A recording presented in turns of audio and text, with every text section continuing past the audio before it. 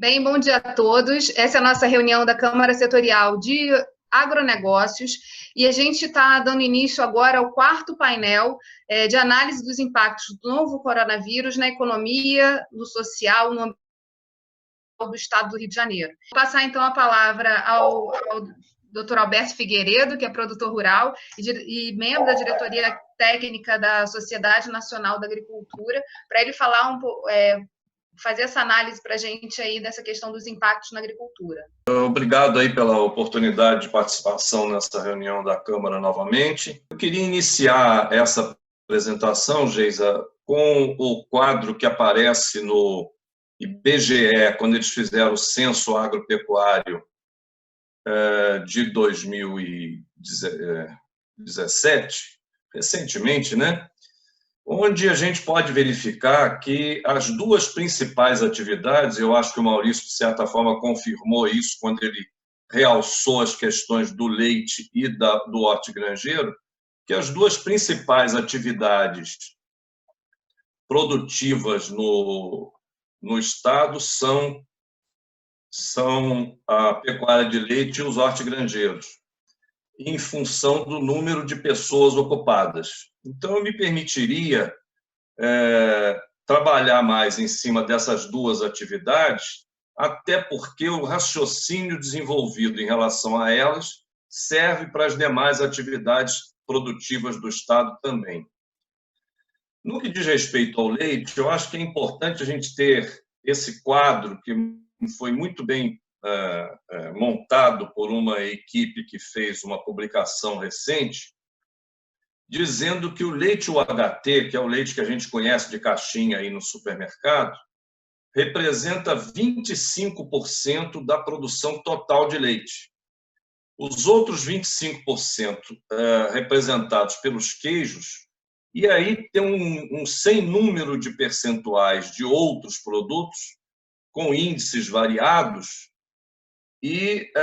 a realidade é que, como o próprio Maurício colocou, o leite UHT vai muito bem, obrigado, quer dizer, ele está chegando ao mercado por conta da perecibilidade menor dele, mas os demais produtos começam a encontrar algumas dificuldades. Então, a gente, como disse lá, o leite UHT representa 25%, está aparentemente ok, parece que já há um equilíbrio nos valores em função, talvez, de uma oferta adicional promovida pelos laticínios que estavam sob inspeção municipal e estadual, podendo entregar aos laticínios. Isso foi uma ação, inclusive, que teve uma participação importante da nossa Associação Brasileira de Produtores de Leite, a Abraleite, junto ao Ministério, e saiu um ofício do Secretário Nacional de Defesa permitindo essa comercialização. Então, em relação ao leite UHT, está tudo ok, mas em relação aos demais produtos, em função de que eles comercializam principalmente para pequenos comércios, para restaurantes, e em função da redução do poder aquisitivo e da ausência das pessoas nos estabelecimentos comerciais, tem havido problema com esses outros produtos resultantes da transformação do leite. No que diz respeito aos hortigranjeiros, nós temos, só para efeito didático, assim, a gente sabe que isso não é uma regra e não existe um parâmetro adequado para isso, mas a gente vai aqui, por questão didática, dividir esses produtores em 3 grupos. Alguns grandes produtores que têm estruturas em mais de um local, inclusive, que têm a sua própria estrutura de comercialização, com caminhões próprios ou de parentes, e que já têm o acesso aos grandes mercados, aos grandes supermercados, e que a gente imagina que este grupo está sofrendo menos. Há um grupo de médios produtores, que possivelmente seja a maioria deles,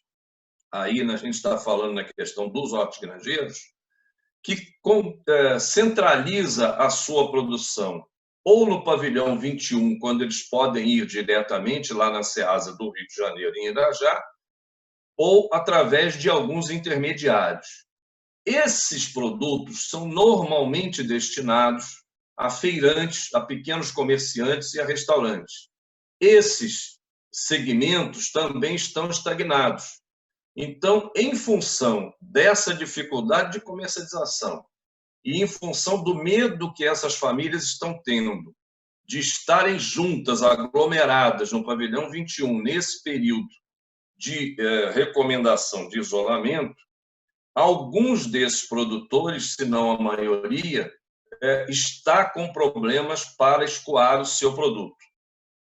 E os pequenos da agricultura familiar, que não estão vinculados a associações ou cooperativa,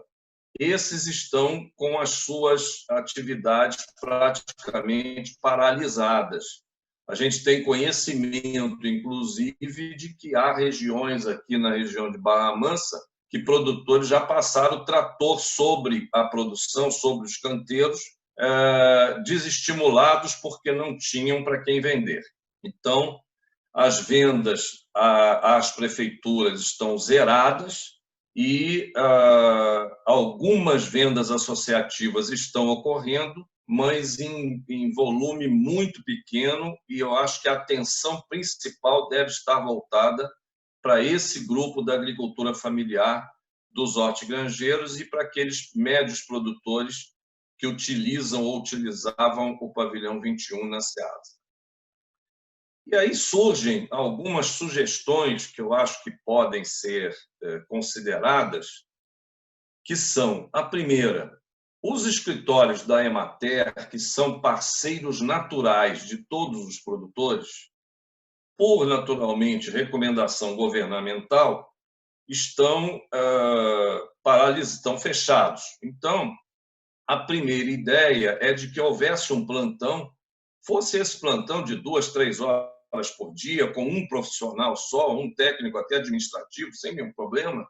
mas para que os produtores que já estão acostumados a esse acesso ao escritório local da Emater pudessem ir a esses escritórios e registrar as suas dificuldades, sejam elas na floricultura, no hortigranjeiro, no leite ou na estrada, ou o que for, para que o escritório pudesse encaminhar quem de direito a solução do problema. Essas demandas poderiam ser centralizadas na capital, na sede da Emater ou da própria secretaria, produzindo algum efeito prático necessário.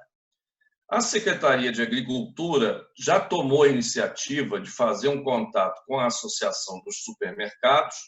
no sentido de promover essa venda direta ou facilitar o acesso de pessoas, de produtores e associações e cooperativas que até então não tinham esse acesso. Disponibilizou, inclusive, um telefone celular da Emater para que as pessoas pudessem entrar em contato e se habilitar. Acho que foi uma ótima iniciativa. E na questão dos laticínios, a gente sugere que sejam ampliadas as aquisições governamentais, principalmente em relação às indústrias locais. Como disse o Maurício, as indústrias locais e regionais que produzem, fazem do leite queijos, mussarela, principalmente mussarela, estão com dificuldade de comercialização. E, através de encomendas específicas dessas instituições do Estado e dos municípios, poderiam estimular e evitar que essas indústrias tivessem algum problema de caixa por conta da dificuldade de comercialização. Vale ressaltar, e também já dito pelo Maurício, que a Lei 13.987, agora de 7 de abril, permitiu que as prefeituras adquirissem produtos da agricultura familiar, inclusive laticínios, e, ao invés de usarem na merenda escolar, pudessem usar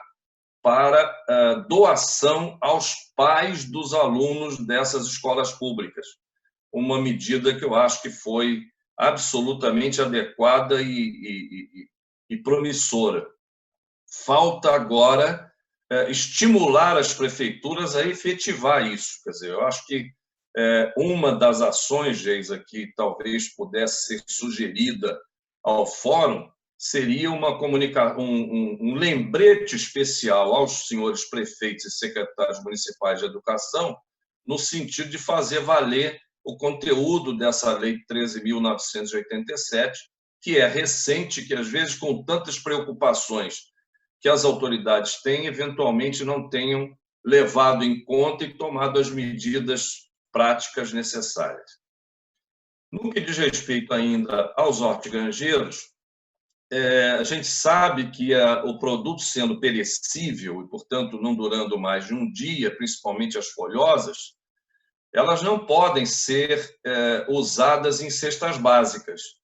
Portanto, uma das sugestões é de que as escolas públicas municipais, principalmente aquelas localizadas em áreas carentes, pudessem usar as estruturas de cozinha que já dispõem para transformar esses produtos em sopa e poderem ser oferecidas às comunidades na redondeza. E a doação in natura a comunidades carentes, também usando a mesma Lei 13.987, poderia ser de forma programada e com logística adequada. Então, você chama a associação de produtores, eles trazem um caminhão fechado com esses produtos já devidamente embalados em quantidades familiares, e a entrega, então, é feita no dia e hora marcados, exatamente por causa dessa questão da perecibilidade. E nas pesquisas que fizemos a respeito da situação atual, tomamos conhecimento que a Unacop, que é uma instituição que reúne cooperativas e associações de produtores familiares e que está sediada lá na SEASA, já tem tido algum sucesso na negociação direta com o supermercado e acredito eu, pela habilidade dos seus dirigentes, que outras associações que estão tendo problemas poderão eventualmente usar o sistema da Unacop para fazerem o escoamento das suas produções, de modo a evitar que os produtores de agricultura familiar percam suas atividades, consequentemente a renda, e possam até desistir da atividade ou serem desestimulados de alguma maneira. E a última sugestão seria um apoio do governo do Estado, não sei se através de empréstimo ou através de uma eventual indenização, e aí, Geis, eu acho que entra, através da Comissão de Agricultura da Alerj, uma discussão legislativa a respeito da legalidade disso e da oportunidade, da disponibilidade eventual de recursos, que não são muitos, mas aqueles que puderem ser definidos serão absolutamente adequados, no sentido de indenizar aqueles produtores que já sofreram perdas, aqueles que já tiveram que passar o trator e o arado sobre as suas produções e que tiveram frustradas as suas condições de comercialização. Então, aí cabe essa sugestão de que o governo do Estado analise a possibilidade, claro que sob critérios técnicos, a partir de um laudo emitido por um profissional devidamente habilitado, possam ser feitas essas indenizações no sentido de que o produtor seja reestimulado e não saia da atividade produtiva. Então, basicamente, Geisa, eu acho que esse conjunto de ideias que foram aqui colocadas, somadas a dos demais e a tudo que os próprios governos já têm tomado de iniciativa, tendem a evitar que nós percamos produtores importantes nas nossas cadeias produtivas e toda a atenção que puder ser dada a esse setor, que, embora tendo uma participação pequena no PIB estadual, mas tem uma importância social fundamental na ocupação do espaço do Estado do Rio de Janeiro, e principalmente em relação ao número de famílias envolvidas, eu acho que é fundamental que a gente tenha essa prioridade. Então, basicamente, era essa era a nossa contribuição e, novamente, agradecemos aí pela oportunidade de estarmos participando, não só como profissionais da área, mas como produtores rurais que somos e também como membro da diretoria da Sociedade Nacional de Agricultura, que temos a honra de representar nessa reunião, nesse momento. Muito obrigado aí pela atenção de todos. Obrigada, doutor Alberto Figueiredo, pela sua contribuição, pela sua palestra. Uma dúvida que me veio aqui à cabeça, é até uma pergunta, na verdade, para o senhor ou para o Maurício, né? A gente tem observado, por exemplo, na indústria, alguns movimentos de diversificação, quer dizer, de mudança na produção para poder atender ao mercado a uma demanda que surgiu por conta da crise. Eu sei que a agricultura, ela demanda um tempo maior, porque você tem que plantar e para colher, mas assim, já existe algum movimento em relação a isso, por exemplo, em relação ao leite? A gente está falando que o OHT, a demanda cresceu. Então, assim, já existe algum tipo de mudança ou demanda por mudança de produção para poder atender esse momento? Olha, não tenho conhecimento, Geis, a respeito de demanda. Agora, a possibilidade das indústrias destinarem maior ou menor volume de leite para esse ou para aquele produto é imediata. Eu acho que todas elas estão adaptadas a essa condição. Aquelas indústrias, por exemplo, que têm material embalado em Tetra Pak, podem produzir mais leite longa-vida ou mais achocolatados, mais produtos de menos perecibilidade, para atender, inclusive, a essa demanda das prefeituras a respeito do PNAE e dessa legislação que mudou. De modo que é uma questão realmente de ligação entre as pontas. Eu acho que o grande desafio nesse momento, nosso, do fórum, nosso como líderes do setor, nosso como Federação de Agricultura e todos os demais, da Emater e tudo, é aproximar essas duas pontas. Quer dizer, por um lado, nós temos as indústrias e os produtores com certas dificuldades, pelo outro, necessidades de consumo, inclusive das famílias carentes, que precisam ser supridas. Então, tudo que a gente puder fazer para juntar essas duas pontas, acho que é oportuno e adequado.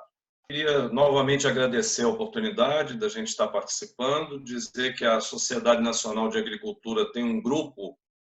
de WhatsApp no qual fazem parte pessoas ligadas diretamente ao Executivo e ao Legislativo nacionais